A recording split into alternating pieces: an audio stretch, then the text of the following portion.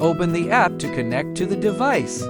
After connecting to the device's Wi-Fi, tap the Wi-Fi option. Select Configure IP, choose Manual, enter IP address 10.42.0.100 subnet mask 255.255.0.0. Then the iPhone can access cellular data while connecting to Wi-Fi.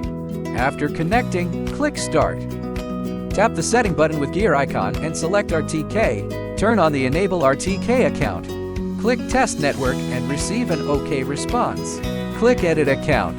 You can simply click this button to apply historical account, or enter your trip account manually.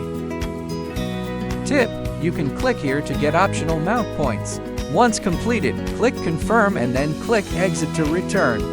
Once the RTK turns fixed, you can start your scanning task.